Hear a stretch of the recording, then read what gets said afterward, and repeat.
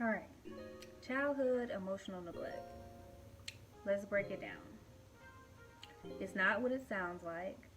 Don't be put off by the title, and don't be so quick to dismiss it. Like, because when I originally first heard the term, I thought to myself, that's not something I suffer from because my parents were there for me. But you got to take a deeper look. So let's rewind where it all started. So, before even going to therapy, I did a lot of research and self reflection before making my first appointment. So, I knew exactly, I'm not gonna say I knew exactly what was wrong. I knew what was wrong with me, but I didn't know why it was wrong. Like, I didn't know how I got to that point.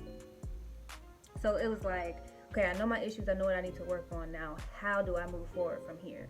And that was what I needed help with. So, if you're not familiar with attachment styles, it's basically the theory that that's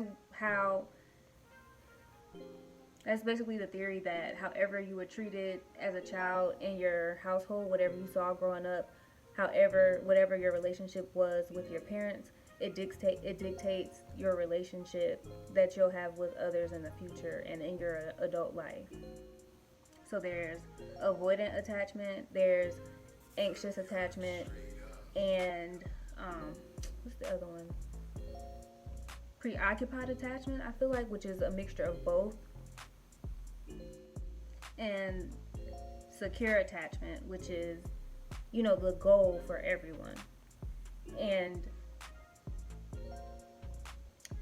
I don't know the stats because I was going to sit here and act like I really knew what I was talking about, but it's not a lot of people in the population that have a secure attachment. A lot of us come from broken homes. A lot of us lost parents.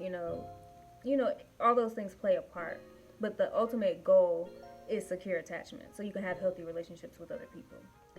I have preoccupied or disorganized attachment, which is a mixture of both. And that I read is like the rarest form of attachment style. Like, it's not a lot of people who have that. So I'm like, lucky me. So I'm just all messed up across the board. I got both.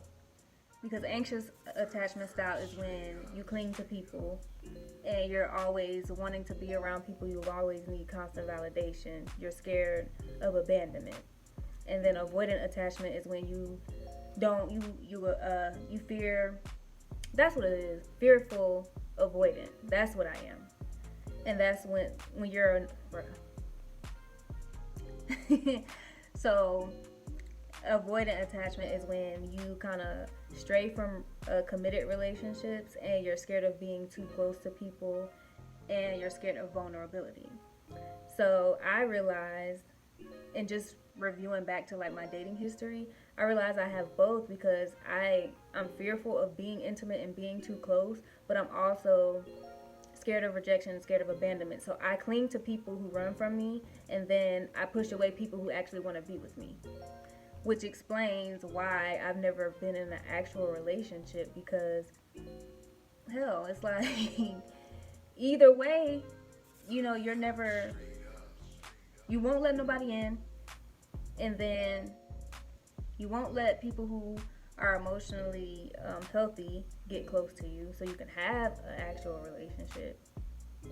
But yet you chasing commitment and attachment from people who are emotionally unavailable to you. So that was the dilemma. That's when I was like, oh, okay, I get it. This explains why I keep going through the same cycles, why I can't find somebody that I actually want to be with, why the people I like don't actually like me back. So once I found out, y'all, this was like, it's so obvious now, but when I tell you I really didn't see it, because I didn't know what it was. People would ask me all the time, why are you still single? And I'd be like, I don't know, I haven't found the right person. Like, I get angry and get like all defensive. I don't know, I just ain't found nobody. Everybody playing games out here, but that's not the truth, because like I said, I've had people who actually wanted something with me, and those are the people that I push away. And I addressed this in my video. I think it's called Why Nice Guys Finish Last. I may have changed the title, but I'll link it in the description box. But I expressed how I was turned off by nice guys, men that would actually treat me how I wanted to be treated, but I realized because deep down it was from fear of being vulnerable, or fear of it being too good to be true.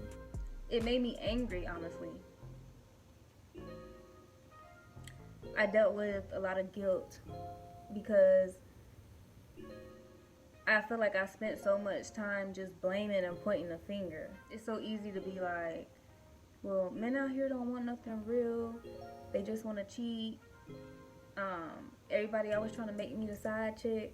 And not even realizing that I was attracting those experiences to me, because deep down I didn't want to be close anyway. So if you don't want to be close, who else you going to attract? People who are already in relationships, or people who don't want commitment. And it makes perfect sense now that I'm aware of it. But when you're in it, you just don't see it. And it's easy to place blame on other people, but it's you. So when I had to face myself and realize that I was the reason why I was still single, I was the reason why I kept ending up in these emotionless relationships, like it was my fault. And I was mad at myself. And that is what started my depression. It played a part in my depression. I'm not gonna say that's what started it, but it was a major part, because me evaluating my relationships is what made me start self-reflecting. Like, you need to do a little bit of self-love because something is lacking.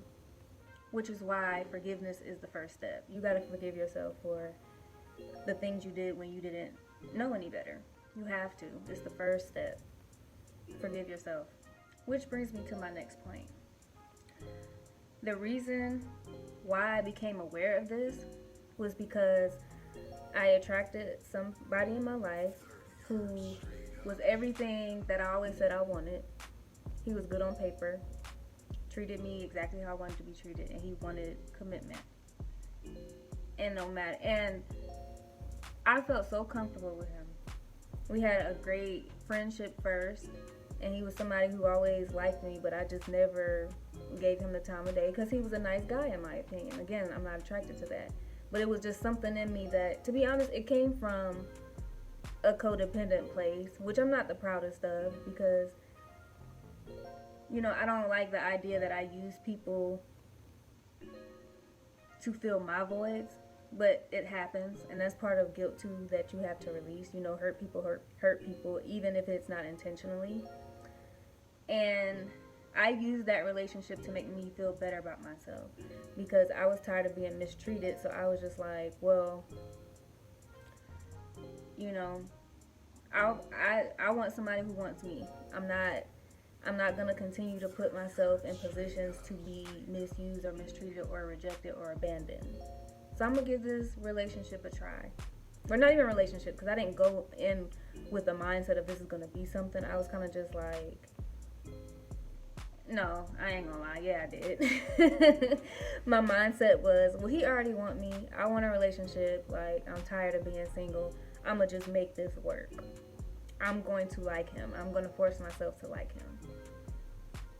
But the crazy part is, because I didn't have those expectations of it being anything, and because I knew he already liked me, I didn't feel a need to be anybody different than what I already was, if that makes sense. Like, I was already completely comfortable with him. I had no problem being myself around him, because I was like, well, he already liked me, so I ain't got to prove myself. He already know what it is. Like, I don't have to do anything.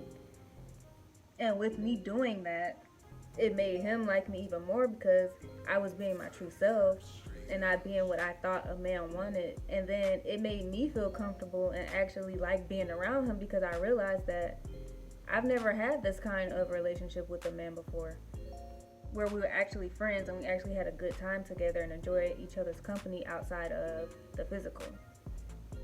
And he wasn't pressed for that. And that was new to me. And he didn't need that to treat me how I needed to be treated, and to take me out, and to make his intentions known and his feelings known.